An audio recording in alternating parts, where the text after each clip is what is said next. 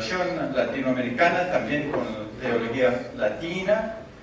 Él mismo tiene herencia cubana y tiene muchos escritos, no voy a leer todo, algo sobre lamentación y crisis ecológica, otros sobre la cuestión de crítica estructural desde la Conferencia General de Medellín. Y el 18 de diciembre de este año saldrá su obra maestra, An Ecological Theology of Liberation, Salvation and Political Ecology, reuniendo a la luz de Laudato Si, pero también con sus ideas independientes, teología y liberación con pensamiento ecológico. Pero el 18 de diciembre quiere decir que ustedes pueden comprar el libro y darlo a sus hijos como regalo de Navidad. Y con esto les presento Dan Castillo.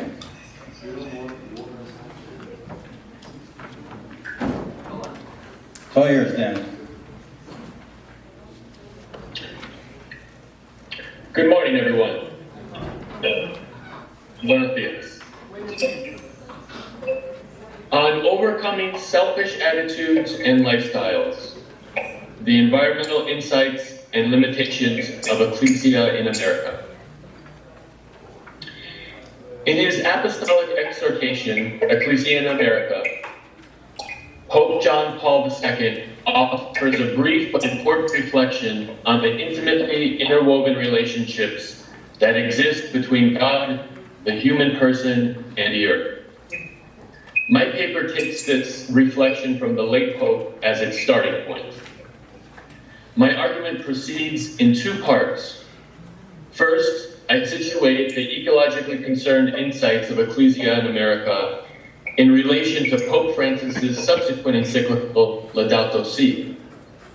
In so doing, I observe key points of resonance between the two documents, while also noting one important way in which Laudato Si expands its analysis beyond the framework of the exhortation in order to historicize more adequately the roots of the ecological crisis. Specifically, I point to the encyclical implicit acknowledgement of the role of Western extractive colonialism that Western extractive colonialism has played in catalyzing the contemporary planetary emergency. Second, I argue that although Laudato Si helpfully brings to the foreground some of the colonial and neo-colonial dimensions of the planetary emergency, significant lacuna that the Church must attend to if it is to apprehend historical reality adequately today.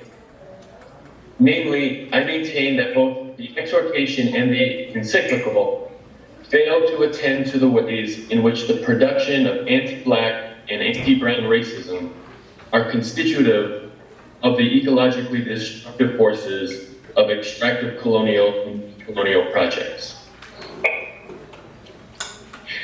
Ecclesia in America in relation to Laudato Si. Part 1.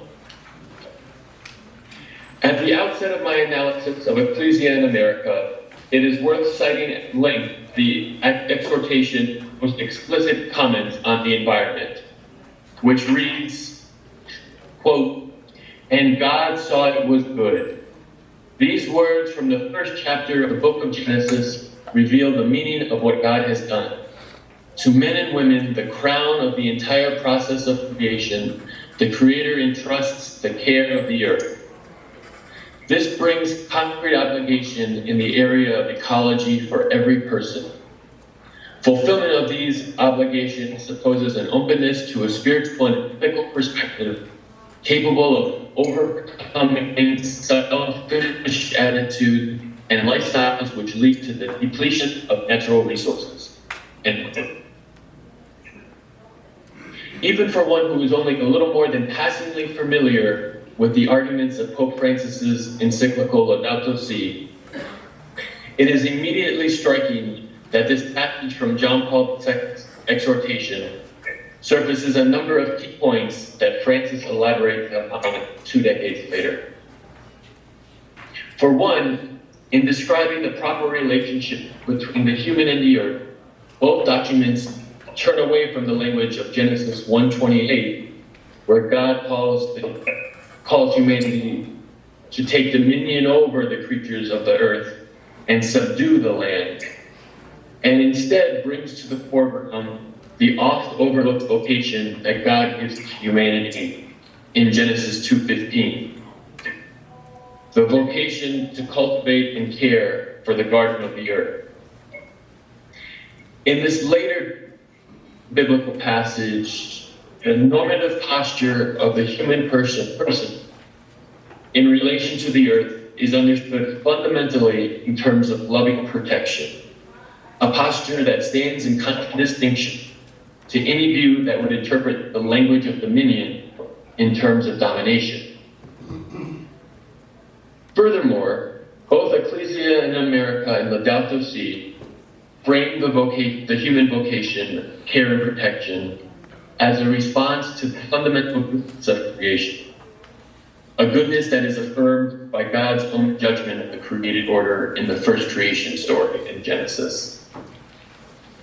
Indeed, throughout Laudato Si, Pope Francis underscores the need for humanity to cultivate a way of seeing that allows the human person to share God's judgment.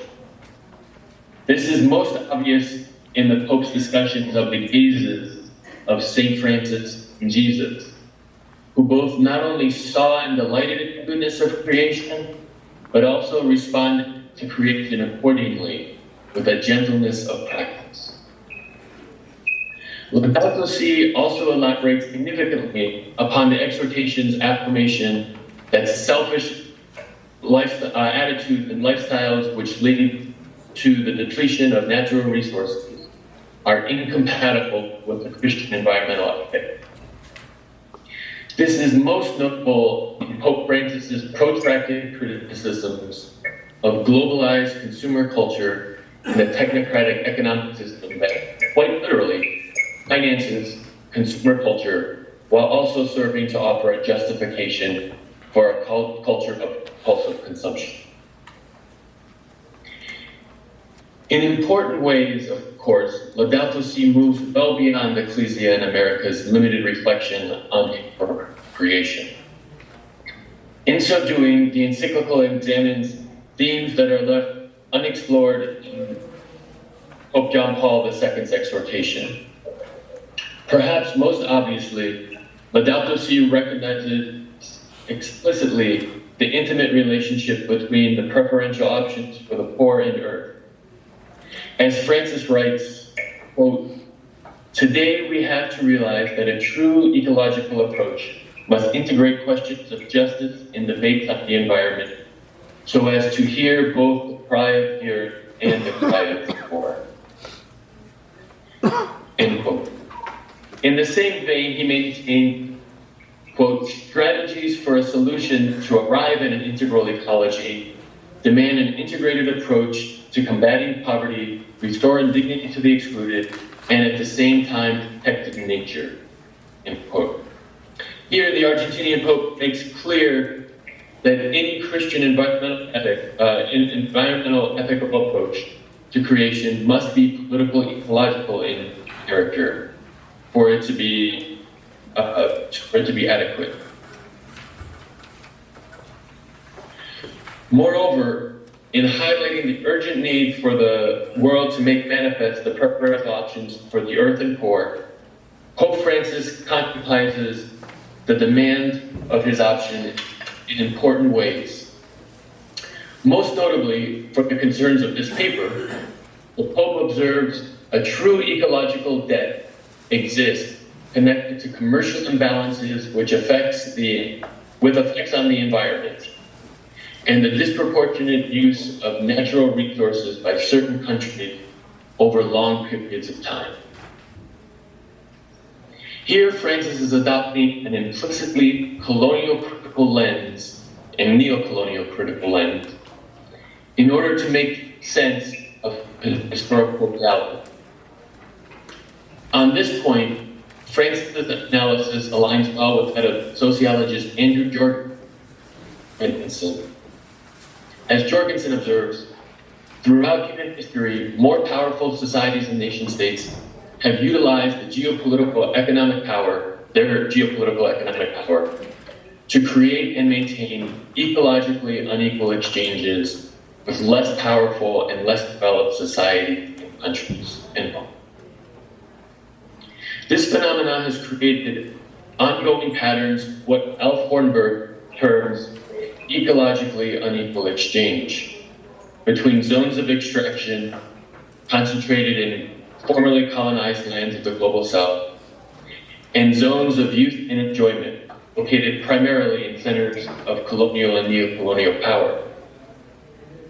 To give one example of this type of asymmetrical environmental load displacement, to which Jorgensen and Hornberg both point, historian Kenneth Pomeranz finds that by 1830, Britain, through its import of cotton, sugar, and timber, utilized somewhere between 25 and 30 million acres of land outside of its national borders. Britain's appropriation of these ghost acres, as Pomeranz terms them, is particularly notable because within its geographic boundary, Britain had only 17 million arable acres of land. Thus, in order to sustain its social metabolism, the British Empire required roughly 45 to 75% more land than could be accounted for within the boundaries of its own nation state. In light of the observations of Hornberg and Jorgensen, as well as an analysis of Pomeranz, it is clear that France called upfront to repair the ecological debt owed to the global south by the north, imbues his conception of the options for the earth and poor with a distinct anti-colonial character. Even if we were to bracket environmental concern from this discussion, Francis's anti-colonial critique, which remains underdeveloped to be sure, presents an important advance over the analysis of Ecclesia in America. The latter document suppresses any real acknowledgement of the ways in which the history of Western extractive colonialism has structured present-day context of the Americas. Part 2, I should say, failing to confront the phenomenon of racism. With the foregoing observations in place, I wish to turn now to observe a notable limitation in the analysis offered in Laudato Si, a limitation which is also present in Ecclesia in America and virtually every other magisterial document. Here I am referring to the lacuna of race. More specifically, I refer to the elision of any discussion of the ways in which the production of anti-black and anti-brown racism has been inextricably interwoven with the processes of extractive colonial and neocolonialism, which have structured the modern world and helped to catalyze the contemporary planetary emergency that we now confront. If the church is to inhabit its vocation to be a sacrament of salvation to the world more fully, it is vital that the church attend to this gap in its teaching.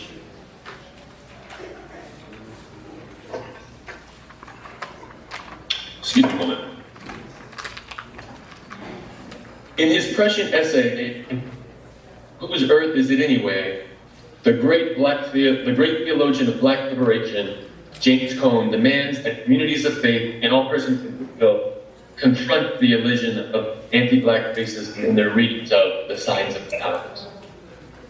It is vital, he argues, that we work to connect the production of anti-black and anti-brown racism to the processes of extractive colonialism and ecological degradation. To this end, he asserts, quote, the logic that led to slavery and segregation in the Americas, colonization and apartheid in Africa, and the rule of white supremacy throughout the world, likewise, unquote, likewise produces the destruction of the earth and biotic life. There's a mechanistic and instrumental logic that defines everything and everybody, Cone says, in terms of their contribution to the development and defense of white world supremacy. How might we begin to conceive of the instrumental logic that Cone describes as it relates to colonialism, ecological degradation, and racism? Here, an oft-cited passage from the work of Eduardo Galeano can help us to begin to better grasp the phenomenon Cone is naming. For Galeano, however differentiated the dynamics of extractive colonial and neocolonialism might be in their historical particularities, a reductive logic consistently guides these dynamics. A logic which is aimed at reducing the earth and human life to the commodities of land and labor. Reflecting on this logic at work within the broad historical context of Latin America, he writes, quote, Latin America is the region of open veins. Everything from the discovery until our times has always been transmuted into European or later United States capital, and as such has accumulated distant centers of power. Everything, the soil, its fruits, and its mineral-rich depths, the people and their capacity to work and consume natural resources, human resources. Production methods and class structures have been successfully determined from outside for each area by meshing into the universal gearbox of capitalism. End quote. Following Galeano, one finds that the aim of the logic, structure, and extractive colonialism is straightforward. The architects of this project work to reduce the complex ecological patterns of the earth to the commodity of land in order to maximize efforts to extract wealth from the land. As a result, ecological degradation was effectively outsourced from zones of enjoyment, while the goods of the earth were concentrated within those same zones in order to serve the vanity of the powerful. Likewise, the architects of colonial and neo-colonial extractive structures sought to maximize their ability to exploit the human capacity for work in the service of extraction through attempting to reduce human life to labor. After all, the streamlining of complex ecosystems into ecological zones of extraction required massive exertion of human energy. Similarly, once these formations were put into place, it was necessary to offload human labor continuously in the service of extraction. What is absolutely vital to understand here is that the production of anti-Black and anti-Brown racism played a crucial role in colonial extractivism's attempts at transforming human life into the commodity of labor. It was, after all, the labor of enslaved human persons that became a privileged manner of organizing labor in the service of plunder. When the peoples indigenous to Latin America proved to be a greater cost than benefit for the demonic demands of slavery because of their vulnerability to European disease, the architects behind Europe's systems of plunder turned to the continent of Africa to procure the labor power required for the processes of extraction. It is this turn that ultimately gives rise to the colonial project's anti-Black racist ideologies. As Ibram X. Kendi argued, these ideologies were constructed in order to attempt to justify the already incipient system of human enslavement needed to optimize the plunder of the Americas. Here, then, we see the advent of anti-Black and anti-Brown racism take root in the modern world precisely for the purpose of exploiting the soil and all that comes from the soil. The legacies and the production of of racism in the service of projects of colonial extraction are manifold. Most obviously, the sinful forces of anti-black and anti-brown racist ideologies continue to shape the social imaginaries operative in the contemporary world. Likewise, these ideologies have been employed for centuries in efforts to legitimize the exploitation of various regions of the earth, so that today, the planet as a whole, is faced with an ecological emergency whose scale and complexity overwhelms the imagination. Finally, the production of racism has created global, regional, and local geographies in which the most acute forms of ecological deprivation are disproportionately concentrated in communities of color. This is the complex heritage Cone urges us to confront, and one which the church had for too long remained silent on. Conclusion. 2 decades ago, Ecclesia in America urged communities of faith and persons of goodwill to turn away from selfish attitudes and lifestyles which lead to the depletion of natural resources. Today, it is difficult to overstate the urgency of this appeal. At the same time, it is also apparent that it is necessary for the church to wrestle honestly and prophetically with the ways in which these environmentally destructive attitudes have been constructed for centuries along anti-black and anti-brown racist lines in order to animate the unsustainably exploitative dynamics of white power. Whiteness must be named as integral to lifestyles which lead to the depletion of natural resources. If the church in the Americas is to learn to care properly for creation, then the church must confront the racist dynamic that organizes world political ecology, and in so doing, denounce and work to transform the structured environmental racism which sustain the unsustainable planetary emergence today. Thank you.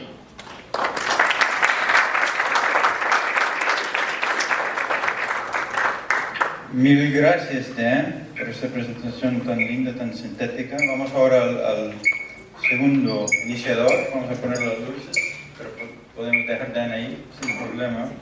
Freddy Parra Carrasco tiene su doctor en teología por la Pontificia Facultad de Teología y Filosofía de Belo Horizonte, en Brasil.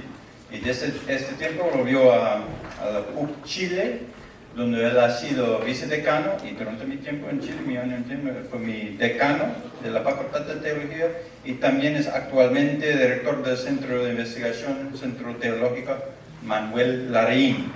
Sus escritos han comenzado con un libro sobre tiempo y modernidad, después Esperanza en la historia, Idea cristiana del tiempo, un libro sobre Manuel Lacunza, y en general ha tocado no solamente la cuestión de toda la trayectoria de teología y liberación, pero también la relación entre la filosofía postmoderna y la escatología cristiana. Freddy Parra. Muy bien.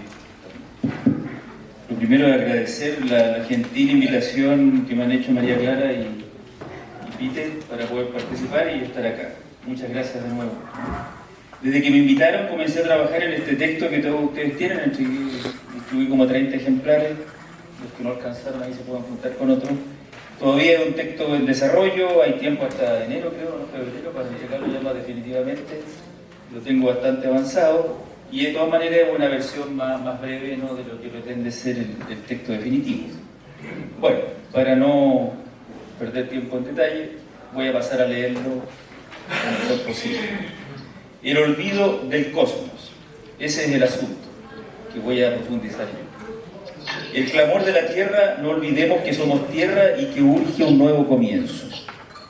Hace ya 4 años, el Papa Francisco publicó Laudato Si, hemos escuchado una excelente ponencia comentándola ya, Releemos el gran mensaje teológico y ecológico de Francisco en un momento como el actual, en el que escuchamos cada vez con más fuerza el grito de la tierra, de tal modo que ya es imposible no tomar en serio que los graves desequilibrios ecológicos originados por la acción humana provocan el gemido de la hermana tierra que se une al gemido de los abandonados del mundo con un clamor que nos reclama otro rumbo, decía el Francisco, ¿no? Y citando la Carta de la Tierra, publicada ya hace 19 años, señala que es preciso buscar un nuevo comienzo en medio de una grave crisis, que es una sola y compleja crisis socioambiental. Ese es otro giro epistemológico fundamental que ya será irrenunciable a partir de todo trabajo teológico de aquí en adelante, ¿no? La crisis es una sola, social y ambiental. Según Laudato Si, el ir hacia otro rumbo, de tener con imaginación creativa, comillas, el espiral de autodestrucción en el que nos encontramos, no puede pasar por otro camino que no sea el de una ecología integral, que es la propuesta central del texto, ¿no? Que con una visión sistémica, dado que todo está interrelacionado, sostiene que cualquier cambio de rumbo solo podrá venir de transformaciones profundas en los niveles ambiental, económico, social, político, cotidiano y cultural, inseparables en su conjunto del bien común, que incluye no solo a las generaciones presentes, sino también a las futuras. Se trata de la necesidad de un giro urgente, una interrupción, sino cómo entender un nuevo comienzo si no interrumpimos, ¿no? Que solo podrá ser consistente si se sustenta a su vez en una nueva cosmovisión y espiritualidad de la comunión, solidaridad, fundada en la Trinidad. En consecuencia, se propone como punto de partida una lógica que está muy lejos de penetrar suficientemente en la práctica de los sistemas y de las personas en su conjunto, la lógica de la recepción y del don de la vida de y en la tierra. El ambiente, el cosmos, la naturaleza que nos acoge y nos permite vivir y convivir, como dice Laudato Si luego, es un préstamo que cada generación recibe y debe transmitir a la generación siguiente, y que por lo tanto debe salvaguardar con una responsabilidad firme y sostenida que surge de la gratitud por el simple hecho de existir y de existir en comunión. Al inicio de Laudato Si, Francisco señala que entre los pobres más abandonados y maltratados está nuestra oprimida y devastada tierra, que gime y sufre dolores de parto. Olvidamos, dice Francisco, que nosotros mismos somos tierra. Nuestro propio cuerpo está constituido por los elementos del planeta, su aire es el que nos da el aliento y su agua nos vivifica y restaura. Nos parece que se enuncia aquí una clave que urge desentrañar para comprender las razones profundas de la catástrofe que padece el planeta. Hay sin duda un olvido de que nosotros mismos somos tierra. Y esa es la clave, no pretendo más que eso, a la que quiero dedicar esta reflexión. ¿Por qué hay un olvido? Y hay que seguir profundizando en él. De que somos parte de la naturaleza, signo crucial de un olvido del cosmos, en palabras del teólogo belga Yeche. Y estamos hace tiempo experimentando las graves consecuencias de este olvido esencial. Y aquí comienza mi exploración. ¿Cuáles serían las razones del olvido? Puede haber muchas, yo voy a ver las que yo puedo ver, ¿no? Desde mi especialidad y desde mi teología. Sin duda que me parece a mí que una razón fundamental es y sigue siendo el dualismo moderno que contrapone naturaleza e historia. Hasta tiempos muy recientes, salvo excepciones de algunas figuras señeras, me parece que ahí en notas nombro algunos, ¿no? Obviamente Molman, Yeche, Leonardo Bosch, Susinen también en Brasil, Rosemary Redford, que ya ha sido citada, ¿no? Elizabeth Johnson, dos teólogas norteamericanas, que yo ubico probablemente muchos más, ¿no? Pero como figuras señeras, ¿no? De que hace tiempo vienen trabajando desde otro paradigma. Bueno, hasta tiempos muy recientes, salvo excepciones de algunas figuras señeras, me parece que la teología no ha sabido tomar suficiente distancia de la modernidad en su sobrevaloración de la historia.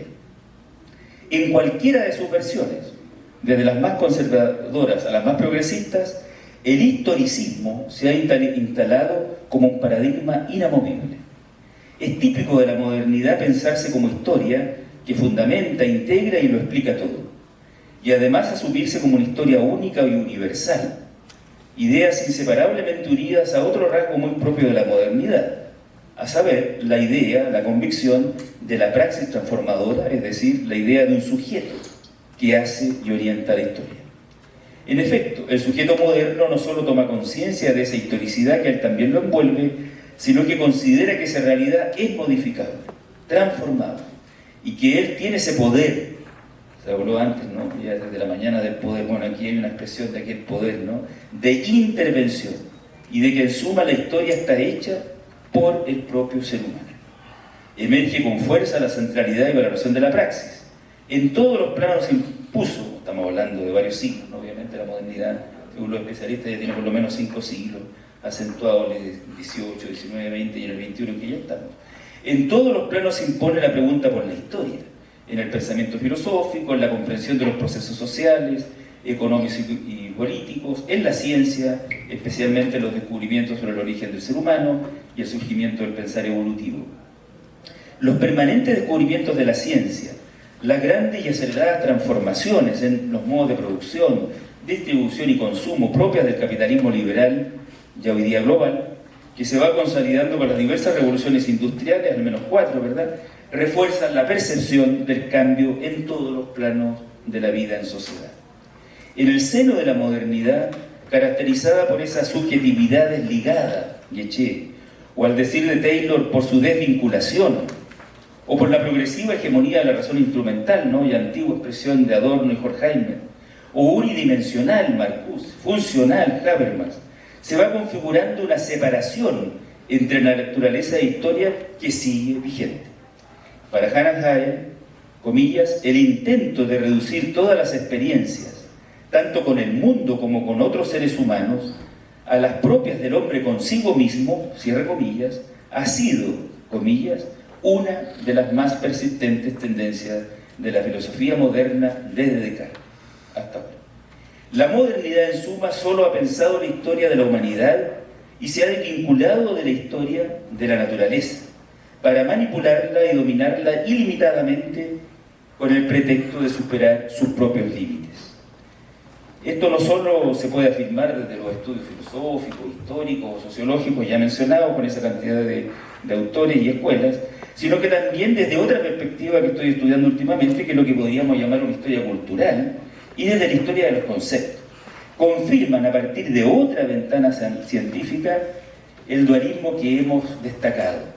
La represión paulatina e histórica llevó finalmente a un verdadero olvido de la tierra, del aire, del agua y, en fin, del cosmos.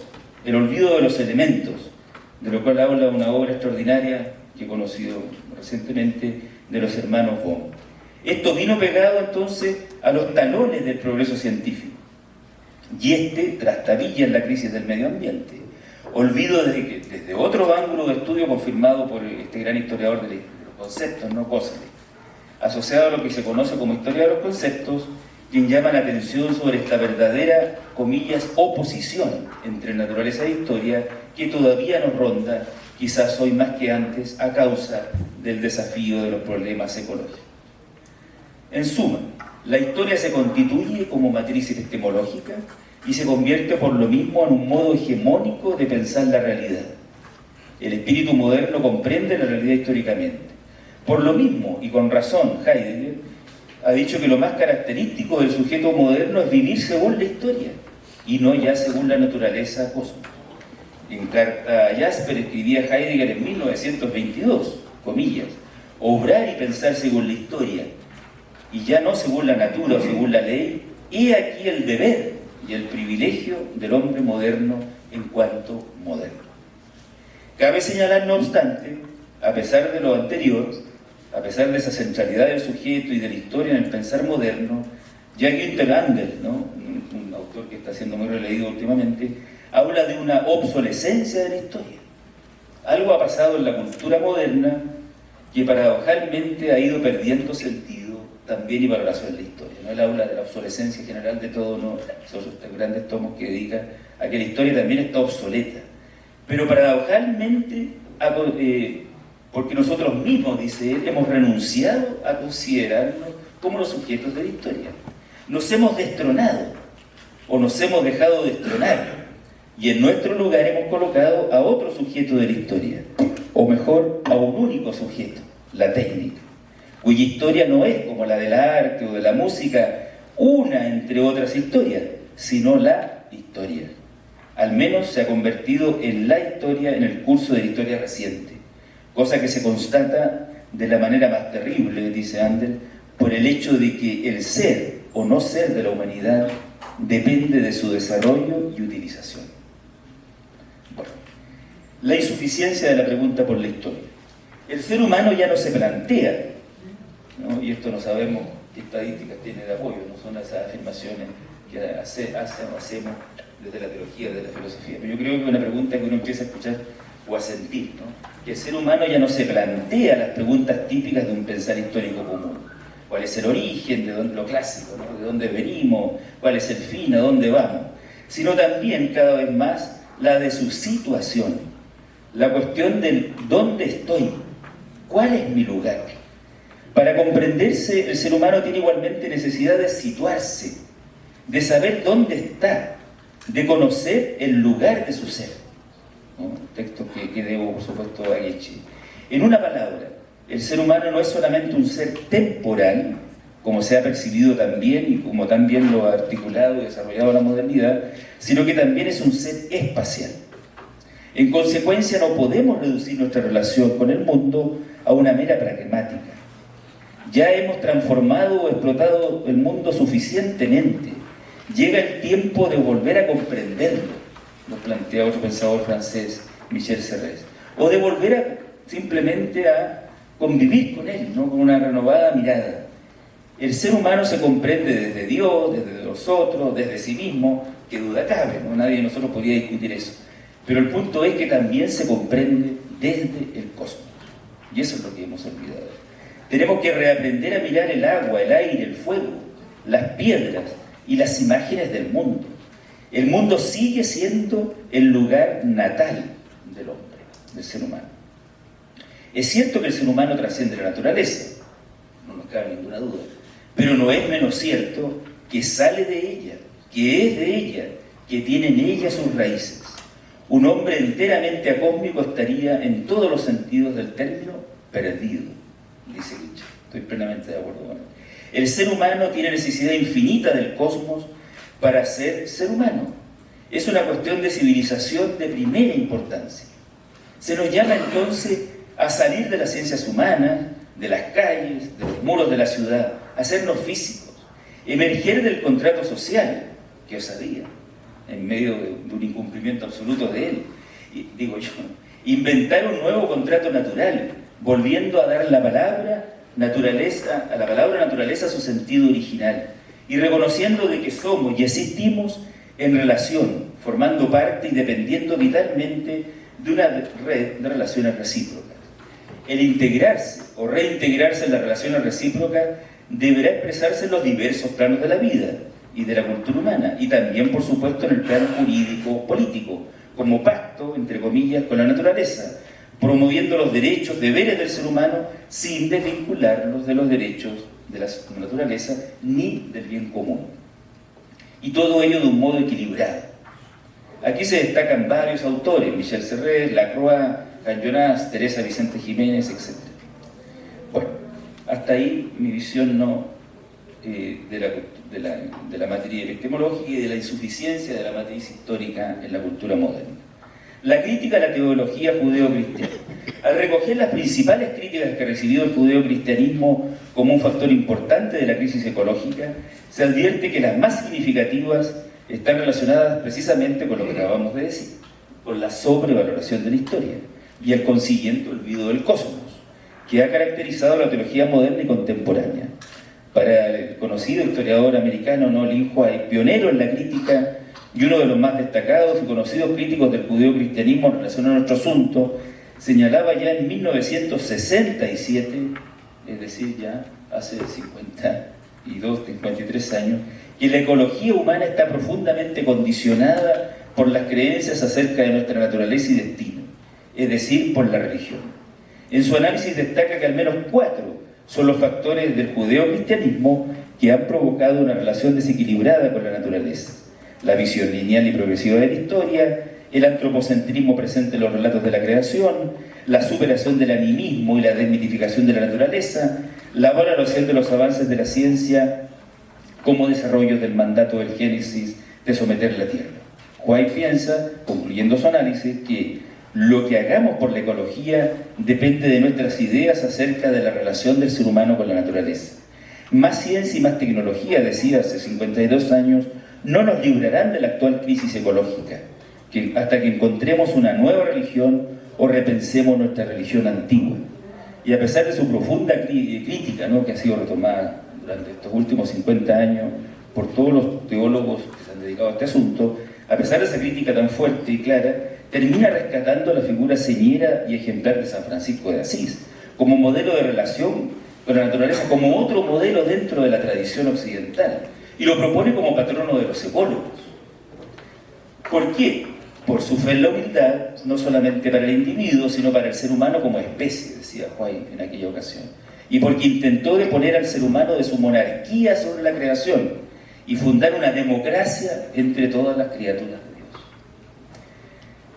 No obstante, con o sin conciencia de la influencia señalada, no hay duda, ¿no?, y también esto lo confirman muchos análisis históricos y teológicos, coinciden en que efectivamente la teología se retiró del campo de la historia, se retiró a la historia, ¿no? La historia se convirtió en el símbolo del mundo cuando el concepto cosmos dejó de cumplir esa función, porque ya había sido desbancado por el concepto de naturaleza como objeto de la ciencia. Así paulatinamente se va optando por una teología de la historia, porque se considera, resumo esta parte, como el paradigma más apto para entender el desarrollo bíblico, la historia de la salvación, la promesa, en fin, y todas las teologías no deuteronómicas, sacerdotales, etcétera, etcétera. O sea, prácticamente todo eso calza muy bien, a mi modo de ver, algo que hay que discutir, con el paradigma de la historia. A juicio de Ruiz de la Peña, en esta verdadera mutación teológica tuvieron un rol importante destacados representantes de la teología alemana del último siglo, como Bullmann, como Barth, como von Rad, entre otros. Y fue precisamente Bullmann quien canonizó la distinción entre historia y naturaleza, sosteniendo que el cristianismo, contrariamente al paganismo, se interesa por aquella, es decir, por la historia, y no por la naturaleza.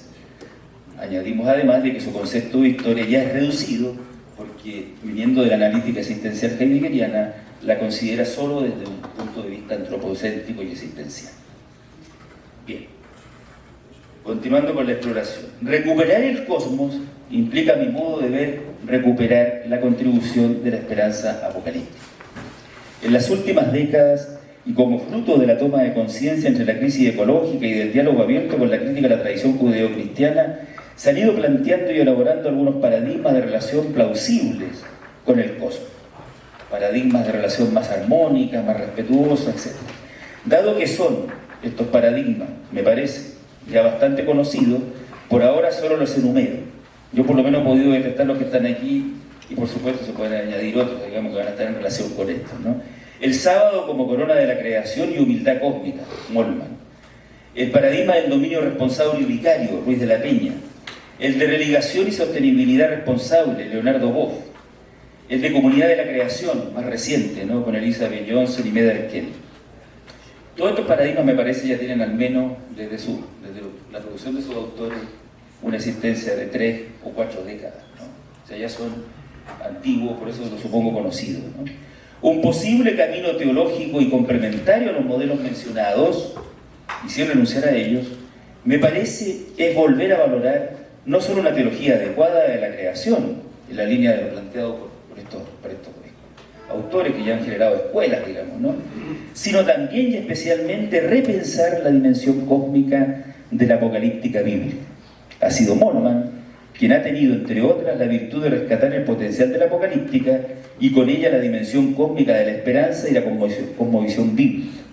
Y él ya lo planteó en 1964, pero él mismo reconoce que no logró sacar partido posteriormente a esa intuición. Y por supuesto consagró otro paradigma complementario como el de Corona de la Creación o el tema del sábado, que ha estado presente desde su producción hasta los últimos escritos ahora recién, ¿no?, del 2017.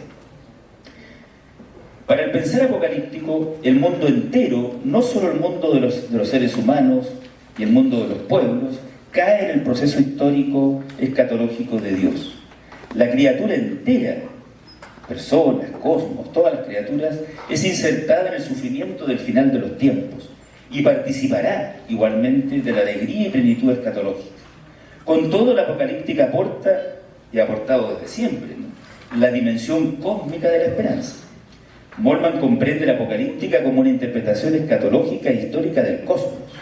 En este caso, la historia no se detiene, como pensaban otros, sino que al contrario, es la esperanza histórica y universal la que pone en movimiento al conjunto del cosmos.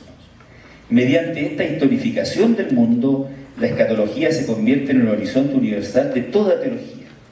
Sin apocalíptica, afirmaba él hace ya tiempo, sin apocalíptica la escatología queda estancada en la historia de los pueblos humanos o en la historia existencial del individuo. Se abre aquí un camino sugerente de investigación ulterior al fin de repensar la tradición cristiana en relación con la ecología desde perspectivas cósmicas. Con eso ya voy terminando mi reflexión, ¿no?, con lo que queda. Recuperar la dimensión cósmica de la esperanza apocalíptica implica, a mi modo de ver, igualmente recuperar su particular y peculiar visión del tiempo. Para Metz, el meollo del discurso sobre Dios del cristianismo no es atemporal, sino temporal. En cuanto a mensaje sobre el Dios bíblico, el cristianismo mismo es un mensaje sobre el tiempo. Más exactamente, un mensaje sobre un tiempo con plazo. De ahí está el punto. Sobre el fin del tiempo.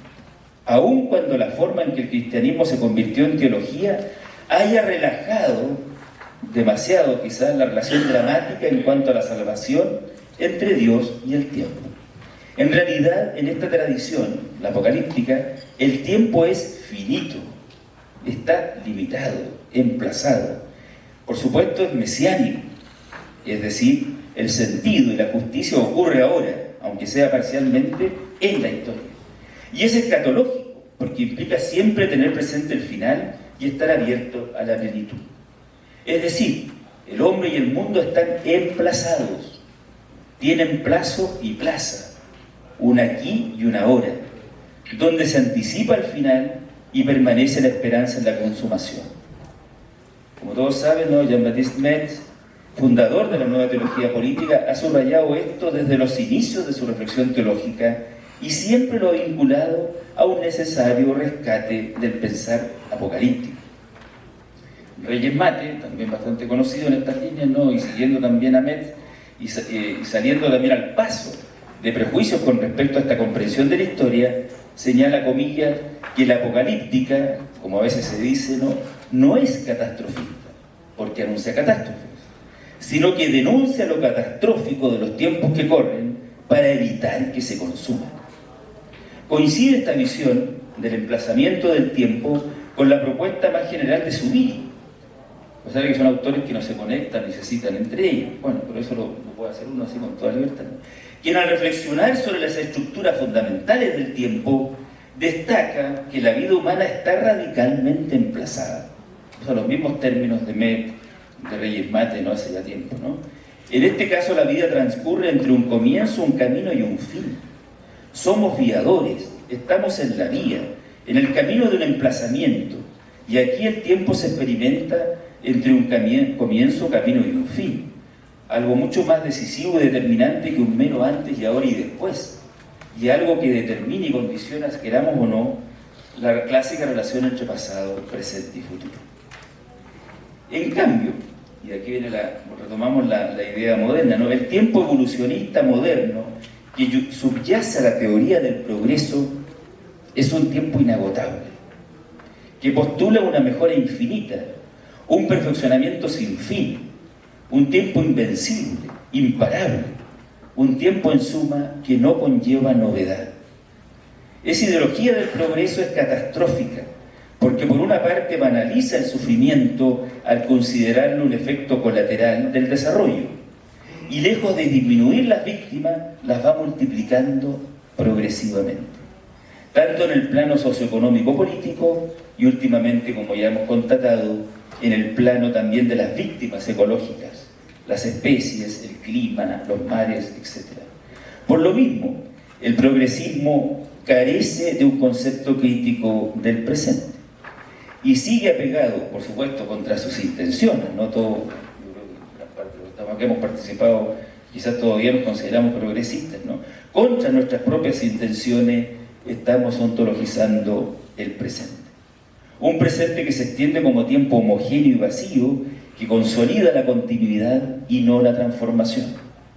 La condición de posibilidad de tal continuidad es nuevamente el olvido de lo malogrado, de las ruinas del pasado, como nos dirá Benjamin, y de las injusticias repetidas de la historia, como canta una bella canción de Mercedes Sosa, ¿no? El olvido, en fin, de todo sufrimiento injusto y del desastre causado a la naturaleza. Está en juego, me parece, la constitución también, en este caso, ¿no?, anamnética de la razón. No solo Benjamin, sino que diversas voces judías, como Adorno, Rosenbaum, Bloch, Jonas y Levinas, quienes, a pesar de sus diferencias evidentes, están de acuerdo en que pensar es recordar, no olvidar, y que la razón indivisible tiene una estructura profundamente anamnética. El filósofo Benjamin y el teólogo Met, entre otros, sensibles al pensar mesiánico apocalíptico, nos ayudan, me parece, a tomar en serio la tensión temporal de la fe judeo-cristiana en una época como la nuestra, donde el pensamiento ha cedido al encantamiento de la atemporalidad y transita por el sendero de una lógica meramente evolucionista, consagrando la continuidad y, sin querer, naturalizando la historia. Esta recuperación tiene sin duda repercusión en la praxis cristiana y el creyente se ve exigido a introducir la interrupción en la marcha de una historia injusta y devastadora de la naturaleza. Al grito de los excluidos y de los que sufren se une hoy, en verdad hace bastante tiempo, el grito de la tierra, como tantas veces ha reiterado en estos años el teólogo brasileño Leonardo Boff. Gracias a golpes y heridas que dejan a la luz nuestra finitud colectiva y cósmica, la conciencia se abre paulatinamente, quizás demasiado lentamente y con mucha resistencia, a integrar también el sufrimiento de las criaturas no humanas y de la misma tierra en su conjunto.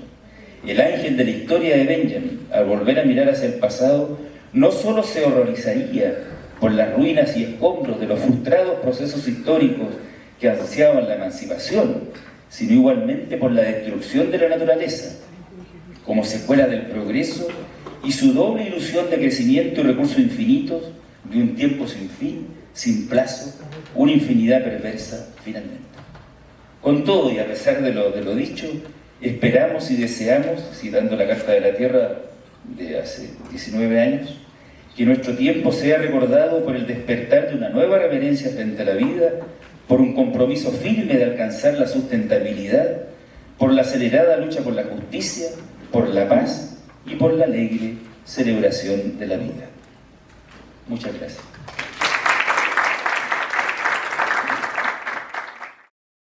Ingenuo a dar lugar a un estallido de hermenéuticas y de considerar la historia como una noción clave para leer y hacer teología, y es en este contexto que se redescubre o descubre la importancia de la cultura como un elemento irrenunciable para hacer teología. Ahora, con esto que planteás, con este olvido del cosmos y con la recuperación de la noción de cosmos, puede que vuelva también una mirada distinta, renovada hacia la naturaleza, y en ese caso, ¿cómo afectaría la relación entre naturaleza y cultura? Que me parece que hoy está en el tapete de muchas cuestiones distintas, pero de orden, de primer orden, ¿no? Eso. Denuncio y critico y trato de tomar distancia circunstancia, ¿no? Porque también estoy involucrado personalmente, como todos los que estamos acá, supongo, en esa supremacía de la matriz histórica. Yo creo que no se trata de olvidarla tampoco. O sea, si hubiera que hacer el revés de esto, tendría que, y lo voy a esperar hacerlo, evidentemente no se trata de olvidar la historia. Cuando Michel Serret, Cañonaz y tantos otros, ¿no? Guiché, en fin, los hermanos Bohm, la gente que yo estoy leyendo al menos y que me acompaña hace tanto tiempo, o Leonardo Boff, no se trata de denunciar la historia, ni mucho menos. Se trata de denunciar la historia como único y exclusivo paradigma, que es distinto, digamos. Ese es el punto. Es decir, hasta el 1800, fíjate tú que hay estudios, y en eso Alexander von Humboldt, ¿no? Es una figura señera, ¿no? Que está volviendo a ser releído. La historia natural, la historia de la humanidad, estoy hablando de 1800, no estoy hablando de 1400, 1200, se hacía en conjunto. Las últimas lecciones de von Humboldt, que es notable, ¿no?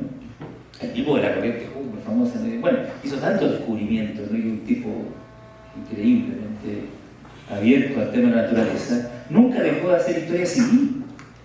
Y en sus lecciones sobre el cómo que están escritas, traducidas y se están difundiendo, hablaba tanto de un descubrimiento como del descubrimiento de una flor. O sea, para él era una historia. Es precisamente alrededor de 1800 en que muchos autores, no solo filósofos o teólogos, sino que también físicos, naturalistas, coinciden, e incluso Koselleck, ¿no? Que es una autoridad en estos temas, coinciden en que ahí comenzó a producirse una separación muy radical, que ya estaba anticipada desde Descartes, pero que durante el siglo XVI, XVII seguía haciéndose una historia mucho más unitaria. Y eso es lo que hay que recuperar. Es decir, tampoco se trata de volver a un cosmocentrismo, evidentemente. Claro que no. Es decir, es recuperar una matriz mucho más integrada, ¿no? De historia, cosmos, diálogo con la naturaleza. Y por lo tanto no perder el diálogo de la naturaleza con la cultura. Porque finalmente el sujeto humano, colectivo, el pueblo, la praxis histórica sigue siendo absolutamente necesaria. Estoy totalmente de acuerdo. No se trata de volver a un panvitalismo, ¿no? Como ha dicho Ruiz de la Peña hace ya 30 años, ¿no? De ninguna manera. Por lo tanto, que vincula la historia con el cosmos, precisamente, que es vinculante. Y nada más un comentario entre los teólogos alemanes que mencionaste al principio, que tienden a absolutizar la historia. Habría que poner ahí con reservas a Wolfgang Pannenberg, que tiende a identificar la historia de la salvación con la historia humana. No, de acuerdo. De rescatar la historicidad, la historia. Eso yo creo que es un estadio del cual no se puede retroceder. Yo creo que estamos en una etapa en que tenemos que dar un nuevo paso, una nueva síntesis, ¿no? Sí, yo creo que es la gran impresión que resumió en la primera página de este escrito, lo que es la verdad sí, es decir, hablar de ecología integral es un nuevo paradigma. Hablar de lo social, para nosotros, sobre todo en América Latina, ¿no? y la crisis social y ambiental como una sola, ese es el punto. Pero todavía no tenemos un modelo que piense aquello. No tenemos un modelo teológico que asuma realmente lo social y lo ambiental unido. Y por supuesto que los modelos sociales y políticos siguen entrampados en la historicidad, con todo el respeto y necesidad que tenemos de ellos, digamos, evidentemente. Es decir, basta escuchar los discursos de todas las autoridades del mundo entero, ¿no? Para no hablar de ninguna en particular, como el paradigma del desarrollismo, del progresismo, es un dogma. Y obviamente hay razones mil, ¿no? Por el tema económico, el tema del hambre. No, claro, sí, el tema es muy complejo. Yo, obviamente, yo simplemente estoy señalando los límites de eso, no tengo idea, no creo que tenga tiempo en la vida para saber cómo se hace, ¿no? Pero por eso que es un tema absoluto y totalmente interdisciplinar. Al menos hay que hacerse la pregunta. Eso es lo que modestamente planteo. Freddy, otra para Daniel. Freddy, ¿cómo incorporarías en tu invitación a reclamar el cosmos, ¿no? Y creo que en el fondo estás hablando de un ejercicio de memoria histórica, ¿no? ¿Cómo integrarías el trabajo la propuesta de Daniel cuando invitas a reclamar un cosmos que lamentablemente, como Daniel lo ha dicho en su presentación, está siendo destruido, ha sido destruido o ya le pertenece a alguien más, usualmente las élites que lo han estado vendiendo, lo están llevando al mercado, que lo están destruyendo? Entonces me pregunto, al hacer ese giro de lo histórico a lo cósmico, ¿no? Creo que ya existe una especie de nihilismo en nuestro mundo occidental en particular, movido profundamente por los países primermundistas y el extraccionismo y todas esas dinámicas que se han venido nombrando, ¿no? O sea, me pregunto cómo lo ves. ¿Y cómo hacemos para preguntarle a Daniel? Tiene que serlo bilingüe, después vamos a ponerlo por escrito. Ok, entonces la pregunta que yo le quiero hacer a Daniel es, en su presentación, él en gran parte hace un juicio de los países primermundistas, ¿no? Y especialmente cuando se trata de racismo, colonialismo, esas prácticas. Pero me pregunto de qué manera él analiza la responsabilidad de los pueblos que están siendo explotados, de las mismas comunidades negras, de las comunidades morenas o de las comunidades mestizas que viven en estos contextos, porque, por ejemplo, gran parte de la deforestación que ocurre en el Amazonas es hecha por las mismas comunidades que viven allí. Gran parte del uso pobre de los recursos en Estados Unidos ocurre también por las mismas comunidades que están viviendo allí. Entonces me pregunto cómo harían. En inglés. Daniel, just a brief observation. You made a point about racism and and the question of neocolonialism, and so which I find brilliant, you know. And then you make the connection between how first world nations, you know, and certain people at the dominant level, you know, impose certain practices that actually affect brown and black communities. How do you take into account the responsibility of the brown and black communities as they relate to the order, sometimes when these communities are also misusing the created order? No, it's a great question, great Austin. It reminds me really of Gutierrez's oft-repeated observation that even the poor and marginalized need to make a preferential option for the poor and marginal. And so a critical pedagogy needs to emerge that understands the kind of spatial location of these communities, that and how we occupy the earth, that isn't just addressed to persons of privilege, right? That's ongoing work. I don't have a one specific kind of program, but other than to affirm that absolutely that's correct. The pedagogical work has to be done at all in every kind of geospatial location, addressing the persons who live there. The part of the issue, I would say, is that the kind of, so to reference Leslie Splair, he's a global sociologist, his work, he talks about the ways in which the culture ideology of consumerism is manufactured and communicated throughout the world. And persons from all different socioeconomic strata, all geospatial location, absorb this kind of ideology in some way, right? And for Splair, the idea that to consume expensive goods for good is to be fully alive. Well, that ideology then needs to be confronted every minute broadcast and absorbed and internalized. And I think that's somewhat Francis, it's one of the key things Francis is getting at in Laudato Si. I'll leave it there.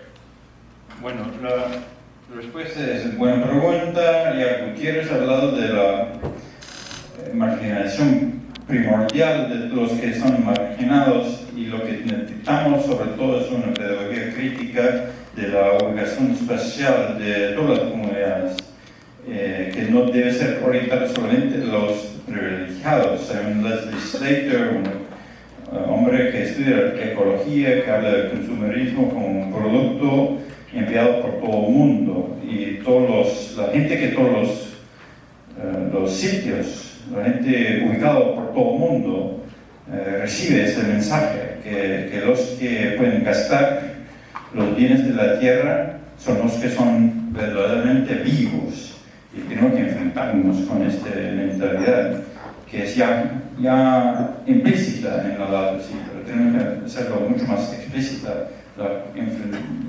enfrentarnos y la confrontación con esta ideología consumerista. Y por lo que uno escucha y los debates que hay, tendríamos que comenzar para cuidar la casa común, tenemos que comenzar por casa. ¿Qué quiero decir con eso? Dentro de lo que uno tiene más disponible y cercano, nosotros mismos tenemos, en primer lugar, autoconvencernos de que esto es importante. Estoy hablando a nivel personal, social, familiar, eclesial, comunitario, etc. Para el judeo-cristianismo, la naturaleza no es solo naturaleza. Mira, voy a ir al primer artículo del credo, es creación. Partiendo de esa convicción, tenemos que releer toda nuestra tradición. En nuestra propia tradición está la raíz de una nueva actitud frente a la naturaleza. Es lo que han hecho los teólogos ya hace 30, 40, 50 años. El mundo no es solo para el ser humano. A propósito de cosas que decían antes, ¿no? Lo de Consuelo, de paradigma, ¿no? Sí, que también es un problema de civilización, el tema de lo masculino, lo femenino y del androcentrismo. Bueno, acá es parecido, digamos así. Se nos ha convencido o hemos nacido con la convicción de que el mundo es para nosotros. Moltmann ha dicho ya hace 40 años de que el mundo es para el sábado, para la comunidad de creación, para la contemplación, para coexistir con Dios. Es un anticipo de la eternidad. Ese es el sentido de la creación. Nosotros somos la última especie, ¿no? Eso hay que tomárselo en serio. Digamos. Somos nosotros los que dependemos de todas las demás, etc. Ahí hay un camino increíble. Por lo tanto, el dominio no es de dominio despótico ni de un señor soberano, porque nunca lo hemos sido. Somos criaturas. Por lo tanto, incluso a nivel estrictamente exegético, el someter es administrar algo que además a uno ni siquiera le pertenece, etc. ¿no? Todo el paradigma que han desarrollado los exégetas. Últimamente, ¿no? Esta gran teóloga norteamericana, Elizabeth Johnson, retomando estas mismas tradiciones, insiste en la comunidad de creación. Somos parte de la comunidad. Bueno, por ahí hay un camino que hay que recorrer. Creo que todavía está a nivel de los exégetas o a nivel del público tan selectos como esta, porque estamos nosotros convencidos de esto, pero esto no es una convicción generalizada del mundo cristiano. ¿No? Es decir, eso es la primera tarea. ¿No? Segunda, la tarea ética. Es decir, Jaime Jonas, ¿no? Un gran autor de indiscutible autoridad, ¿no? A propósito de dejarlo la historia, ha dicho, no se trata de dejar la ética kantiana, por supuesto que no, digamos. Es decir, sin kantismo no hay filosofía ni práctica de los derechos humanos, podríamos hablar también de ese tema. De lo que se trata es de reconsiderar y de replantear incluso la filosofía de los derechos humanos, conjugarlos en pasado, presente y futuro. Hasta ahora siempre en la medida que lo hemos asumido y lo hemos practicado, porque estamos muy lejos de ser real, los derechos humanos siempre nos han interesado por nuestra generación presente y ojalá por nuestra pasada generación, de acuerdo a los sufrimientos colectivos de cada país. Hay que introducir otra pregunta: los derechos de la generación que viene. Todos los derechos humanos, los 30 artículos que ya nos cuesta vivir, pensar y aceptar, incluso tenemos que conjugarlos en futuro. Si eso ya está asumido por los autores, si es una tarea ética de primera envergadura, siguiendo el mismo imperativo kantiano, no sin renunciar a él, por supuesto. Se trata de actuar de tal manera de que siga existiendo vida en el planeta. Ese es el punto de vida. No solo vida ahora, obviamente vida ojalá de calidad, sino que también en el futuro. La tarea cultural es enorme. Bueno, en definitiva, por eso yo dije al comienzo, si todo esto supone la ecología integral, si todos los caminos hay que recorrerlos a la vez y simultáneamente. El político, obviamente, el económico, cuestionar el sistema de desarrollo, el ético, el de la vida cotidiana, todo. Y por supuesto, nuestra espiritualidad judeo-cristiana, que es la base para nosotros, y que podemos compartir con nuestras tradiciones religiosas sin duda. No sé, por eso esto no puede ser sin integridad. Que es ecología integral, integral ecology. Sin embargo, esa es una pregunta que me hago al enseñar teología en el aula de clase, no solo a mis estudiantes de pregrado, sino también a mis estudiantes de maestría. Todavía siento que es un término que tenemos que explorar más a fondo en las tres áreas de la sociedad, la academia y la iglesia. Ya estoy haciendo una conexión, por ejemplo, con la ponencia anterior en el cual hablábamos del feminismo y la mujer. Ana María Isasi Díaz lo toma claramente cuando habla de sus tres categorías de la comunidad, la familia, la lucha, y permítanme hablar. Cuando ella trae esa antropología mujerista donde somos parte de una comunidad. Yo soy mis relaciones humanas, mis relaciones, mi familia, la antropología del otro que Levin toca. Entonces, no sé, creo que quisiera preguntarles cómo podemos explorar, y es una pregunta muy simple, porque esto lo tenemos que volver a traer a nuestros salones de clase, como decía mi colega, o a la sociedad, a los ambientes públicos, ¿cómo podemos, a los jóvenes que servimos, cómo podemos explorar más a fondo este concepto tan clave, tan importante en la pastoral, en la iglesia, en la sociedad, en la academia, para crear una nueva pedagogía donde las personas exploren más a fondo ese imago ese concepto de relación, de relacionalidad, la dimensión relacional de la persona humana? Por eso es que el feminismo no es solamente de mujeres. Ya María Isasi está hablando de ecología integral hace 20 años. Entonces, ¿cómo puedo integrar más a fondo y desmenuzar más a fondo ese concepto tan valioso que recordamos, no es nuevo, recordamos, y puede ser usado de una manera creativa? Gracias. This concept in my pedagogy of teaching or in my classroom setting, the concept of integral ecology, that is not just a new concept that has been brought before by other theologians, Mujerista theology, Ana María Isasi. So if you could maybe give me some examples, how can I creatively grasp fully this concept of integral ecology in my classroom setting? Thank you.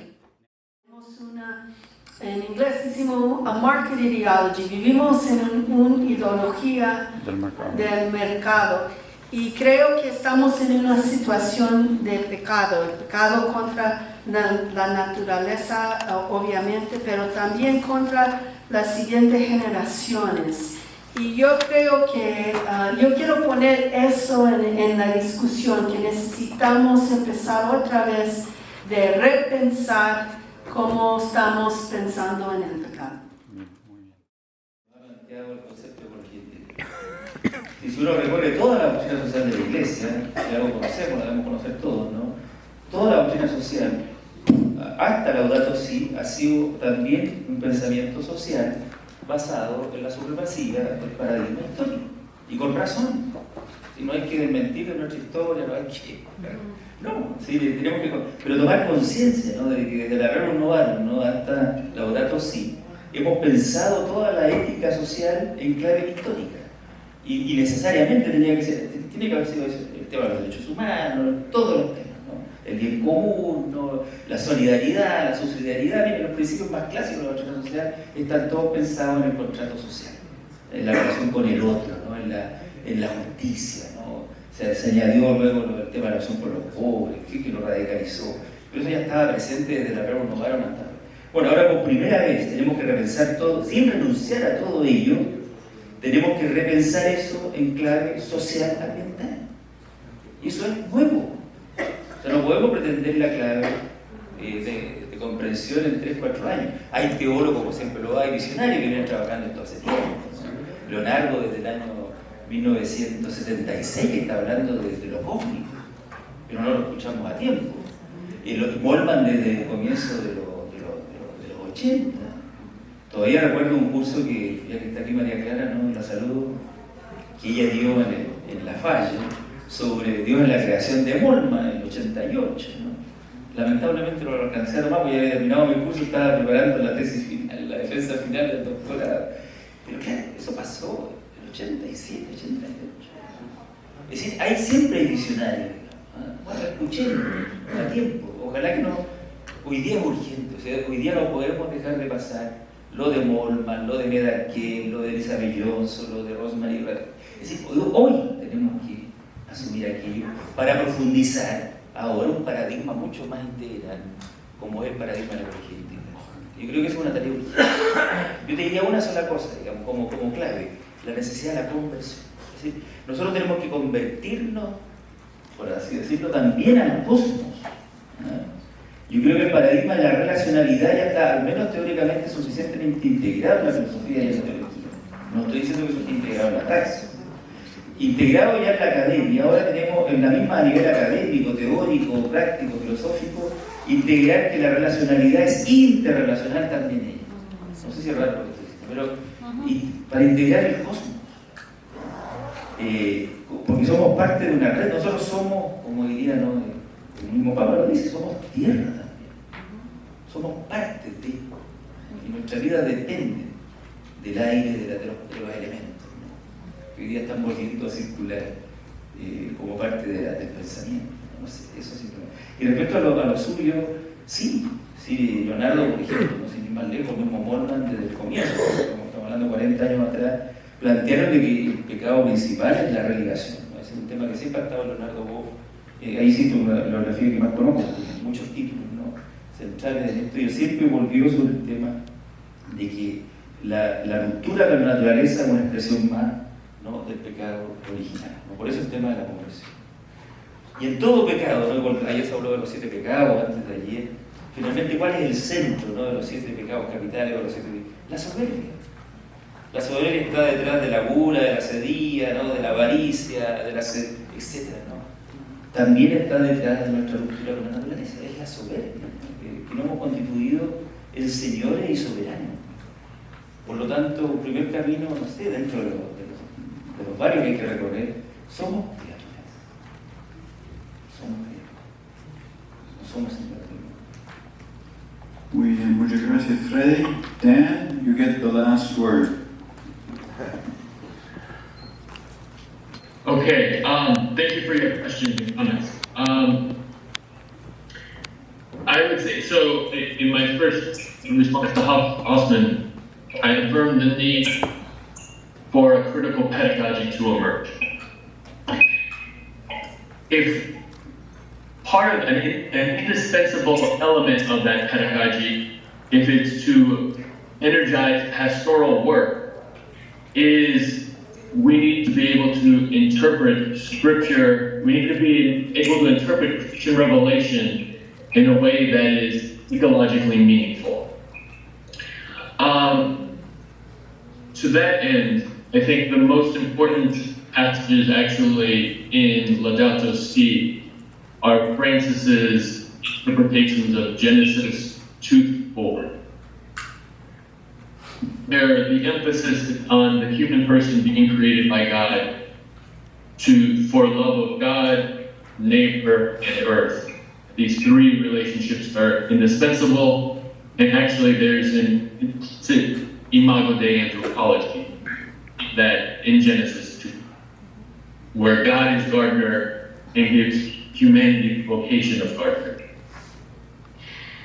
That logic continues through that narrative into Genesis 4, where Cain, it kind of finds its high point in Genesis 4, or low point, where we see sin, right?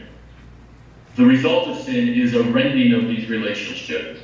So Cain kills his brother, kills his neighbor, flees God, flees the earth, and builds the first city, which I don't take to be urban space, but system of domination. So we need to be able to develop those lines of thought throughout Scripture, incorporate those lines of thought into our liturgy, our sacraments, so as to be able to inform the collective imagination of the people of God.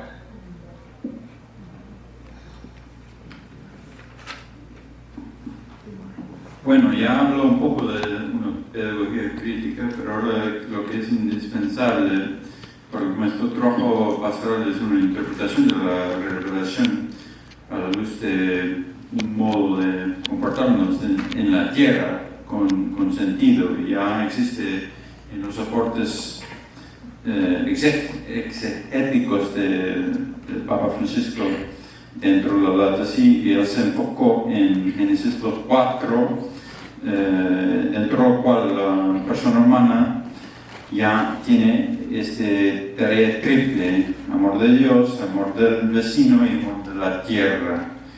Entonces ahí en la antropología de esta lectura de Génesis 2:4 ya habla de demagogia Dei, pero vinculado con Dios como jardinero, y también vinculado con eso sería también la vocación del jardinero en el mundo, para todo el mundo en cierto modo.